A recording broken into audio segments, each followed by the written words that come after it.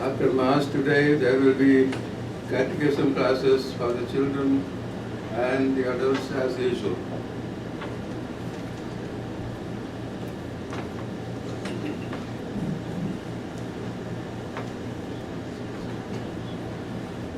The Holy Gospel according to Saint Matthew. At that time, Jesus said to his disciples, "Beware of false prophets who came to you in the clothing of sheep, but inwardly they are ravening wolves. By their fruits you shall know them. Do men gather grapes of thorns or figs of thistles?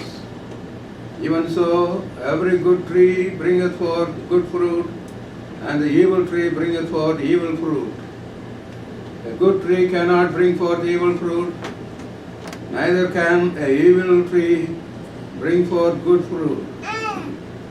Every tree that bringeth not forth good fruit shall be cut down and shall be cast into the fire.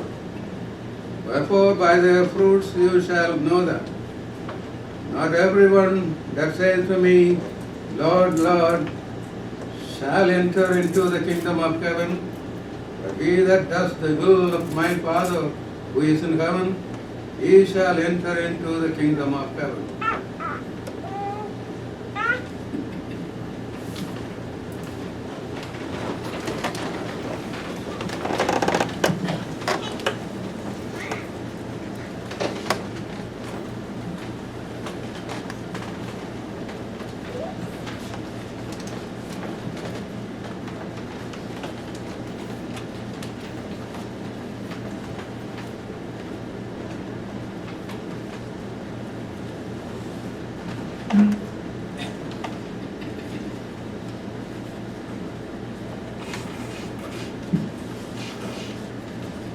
The seventh Sunday after Pentecost.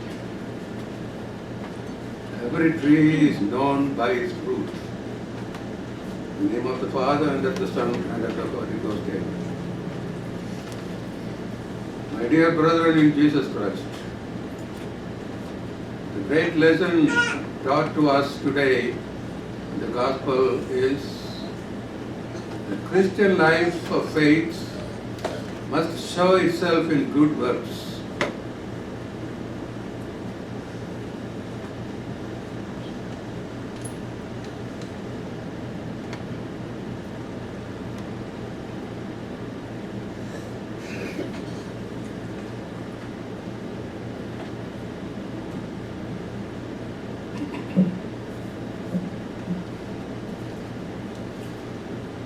Our faith is the root of Christian life.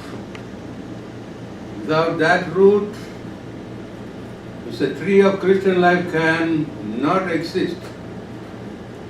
But the root must grow into a tree and put forth not only fruits and blossoms, not only pious thoughts and prayerful words, but fruits of good works, the fruit of a life spent in conformity to the will of God, to the teachings of the Gospel. That is real Christian life. Not everyone that says to me, Lord, Lord, shall enter into the kingdom of heaven, says our Lord, but he that doth the will of my Father who is in heaven. Hence the necessity of our practicing good works constantly and without any interval. Necessity of good works. Our Divine Lord thus lays down the necessity of good works, which make our acts a public declaration of the sanctity of our life. What are the good works of which our Lord speaks today in the Gospel? They are included under three headings, namely mortification, almsgiving, and prayer. First, mortification. Mortification means not merely a restriction in the quantity or quality of our food, but every kind of self-denial. Every kind of self-denial. Or suffering willingly accepted. Any suffering willingly accepted and offered to God in a spirit of penance and reparation. All our spiritual advancement and perfection consists in mortification. Hence all the saints and masters of spiritual life have come to the conclusion that all our advancement and perfection consists in mortification. St. Jerome says, you will advance just so much as you do violence to yourself. That is the fruit of mortification. When we deny ourselves, we sacrifice some lawful or unlawful pleasure. Sacrificing pleasure, even lawful pleasures, should be the continuous act of our practicing mortification in our Christian life. Or say no to some other gratification of our will. This denial of self-will, yes, the denial of self-will is a good work, very pleasing to God. For example, when we resign ourselves to sickness or to some misfortune and to some other tribulation, or when we bear patiently the hardships of our labor, manual work, hunger, thirst and fatigue, we bring forth good fruit. How do we bring forth good fruit? By mortification. See, Thomas Aquinas teaches it very clearly. Mortification does not repress vices, lifts our mind and satisfies our past sins, thus producing grace and sanctification in us. Mortification is producing grace and sanctification in us. This grace and sanctification are the good fruits of mortification. This has been taught by St. Thomas Aquinas. And he says that we practice mortification chiefly for three reasons. Three reasons. First, in order to repress our concupiscence of the flesh. Secondly, in order that our mind may be more easily lifted up to the thoughts of heavenly things. And thirdly, in order to participate in the suffering of Jesus Christ and make satisfaction for our sins. This is the most important reason for which we have to practice mortification. Participating in the suffering of Jesus Christ. Let us call the words of our Lord in Matthew 16:24. If any man will come after me, let him deny himself.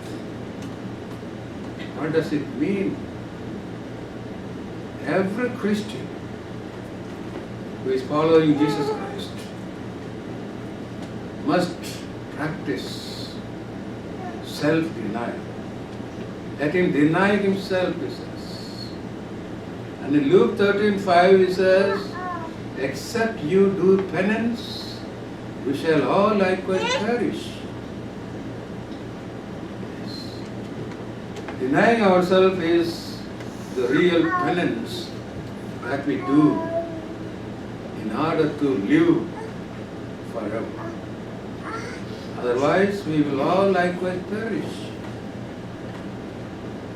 Would you therefore know what progress you have made in virtue? Examine what you have done, mortify yourself. To what extent you have overcome and curbed your passions and evil inclinations, how you stand for humility and patience, whether love of things of this world and of flesh or blood is dead in you. It is in this, and not in sweetness and consolation in prayer. Not in sweetness and consolation in prayer, that you will see whether you have profited or not. Whether love of things of this world and of flesh and blood is dead in you or not. Almost in all of us is not found dead. It's all alive,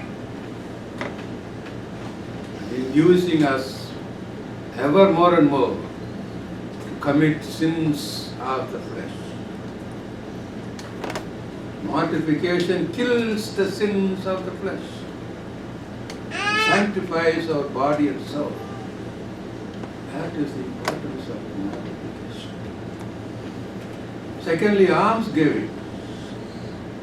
Almsgiving means every service, assistance rendered to our neighbor in the name of Jesus. What does it mean? In the name of Jesus. In the spirit of charity, and that in order to please God and to save souls.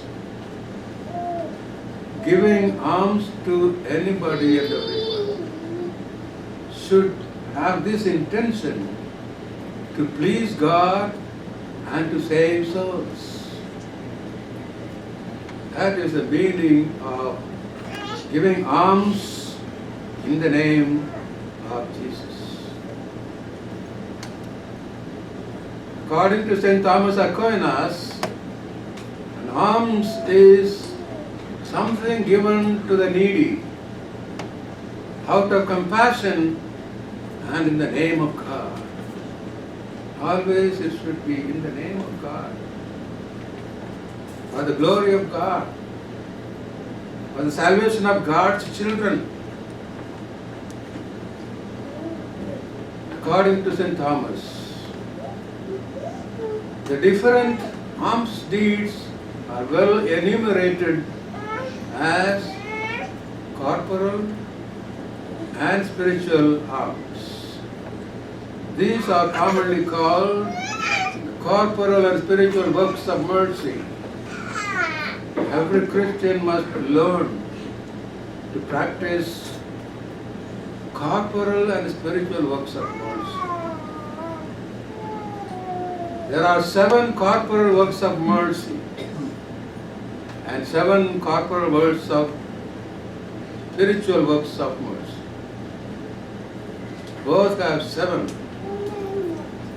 7 corporal works of mercy are: first, to feed the hungry, to give drink to the thirsty, to clothe the naked, to give harbor to the harborless, visit the sick, ransom the captive, and to bury the dead. Even in the Old Testament, these works of mercy were well practiced by the people of God. The 7 works of spiritual works of mercy. First, to instruct the ignorant, catechism, to counsel the doubtful,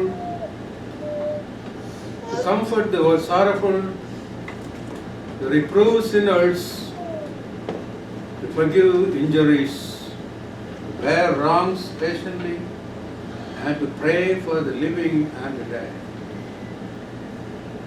All these 14 works of mercies must be continually practiced by each and every one of us if we want to be real Catholics, real followers of Jesus Christ. Those who possess wealth are bound to assist the poor by giving alms, and that in proportion to their means. Those who do not possess worldly goods, they should give the merits of the charitable. Give, and it shall be given to you. If you have much, give abundantly. If little, bestow what you can. Whatever you give it cheerfully and without ostentation, without expecting any earthly reward. How do we bring forth good fruits? By almsgiving. Jesus proclaimed that whatever benefits conferred on the poor, conferred on the wretched, are likewise conferred on himself. Matthew 18:15. Whatever you have done for these little ones, you have done to me. It is with that spirit we have to give alms. Furthermore, he will give the gift of eternal life to the faithful who engage in works of mercy. Those who are engaged in the works of good spiritual and corporal mercies, theirs is the kingdom of God. They possess the kingdom of God, the gift of eternal life. St. Cyprian of Carthage says, you then who are rich and wealthy, buy for yourself from Christ gold purified in fire. Gold purified in fire. Or with your filth, as it burned away in the fire, you can be like pure gold. Almsgiving burns your filthy sins and make you sanctified. That is the meaning of like pure gold.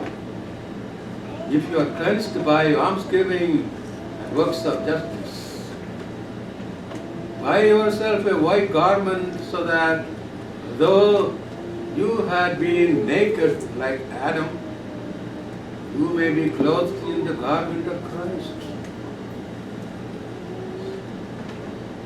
St. Cyprian continues saying, our prayers become effective through almsgiving. Our prayers become effective through almsgiving. Life is redeemed from dangers by almsgiving. Souls are delivered from purgatory by almsgiving. Yes. I have seen as a boy in my house and in other houses, almost once a week, people used to call the poor people the beggars. You find many beggars in India, even now. Chiefly on Fridays. One-time meal will be sacrificed and cooked well for the poor. They will be invited into the house and all together pray the rosary, offer it to the souls of the purgatory, and these poor people are fed. Almsgiving becomes powerful prayer, and souls are delivered from purgatory by almsgiving. Third point is prayer.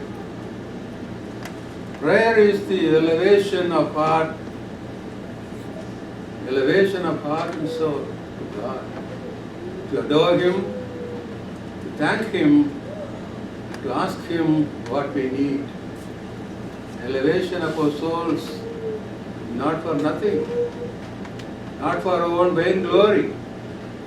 Elevation of our heart and soul to God, to adore Him, to thank Him for the benefits He has bestowed upon us, and to ask what we need. Neglect of prayer is a sin. If you don't pray, you are lazy in your prayer life. If you see yourself that you are not praying the whole day, and to go to bed without praying even one Hail Mary, you are cursed. Prayer is so necessary. And neglect of prayer is a sin, a great sin, because of 2 or 3 reasons. Neglect of prayer is sin because it is a violation of the commandment of God. Every violation of commandment of God is a sin. How is it a violation of God's commandment? God's commandment says, Matthew 4:10, you shall worship Lord your God, and Him only shall you serve. That is prayer. Prayer is nothing but the worship. Worshipping the Lord our God, and Him alone, and to serve Him. Adoring God, praying to Him, offering Him the worship that belongs to Him, fulfilling the promises and vows made to Him, are acts of virtue of religion which fall under the obedience to the first commandment. And therefore, neglect of prayer is a sin. Secondly, it is a sin because it is an injustice to the divine majesty. Neglect of prayer is a failure to acknowledge the majesty of God. So Thomas says, note that prayer is necessary not in order that God may know our necessities. We pray to Him and tell Him all our necessities, not to make Him know our necessities. He knows them already. But we have to tell all our necessities to this God, in order that we may know the necessity of having recourse to God to obtain the help necessary for our salvation. May thus acknowledge Him to be the author of all our good. The necessities we make known to God is the purpose of acknowledging Him to be the author of all our good. As therefore it is God's law that we should provide ourselves with the bread and sowing corn, with the wine by planting vines, so as He ordained that we should receive the graces necessary to salvation by means of prayer. Ask, and it shall be given to you. Seek, and you shall find. These are powerful words to make our prayers effective. Thirdly, neglect of prayer is the loss of the most essential means of our salvation. If you don't pray at all, see that you are lost. Because neglect of prayer is the loss of the most essential means of our salvation and sanctification. So Alfonso Liguori says, he who prays not at all. There are people who do not pray at all. He who prays not is certainly damned. all the blessed have been saved by prayer. We worship saints as holy people because they have prayed in their life. But all the damned have been lost through not praying. If they had prayed, they would not have been lost. And this is and will be their greatest torment in hell. They have neglected the very easy thing of praying to God, acknowledging God as our master. Think how easily they might have been paid only by asking God for His grace. Now that is too late if they are in hell. The time of prayer is over for them. So you have to think that by living on earth it is most important for us to make our life a prayer. Every moment can be made a living prayer. And how do we bring forth good fruit of prayer? Prayer exercises and increases all virtues. Practicing virtues are watered by power of prayer. It intensifies fervor, shows our dependence on God, makes us strong against temptations. Yes. If you really pray, you can win the battle against your temptations. It promotes the love of heavenly things and appeases the anger of God. Yes, my dear brother, the performance of good works of mortification, almsgiving and prayer is necessary for our salvation, and it is not above our strength. Foolish virgins were accused no other crime than that of neglecting to supply their lamps of faith, the oil of good works. And so they were excluded from the marriage feast. From this let us know and learn that the performance of good works is incumbent on us. Exercise in the practice of Christian virtue. We edify our neighbors by our good examples and assure ourselves of eternal salvation. In the name of the Father, and of the Son, and of the Holy Spirit.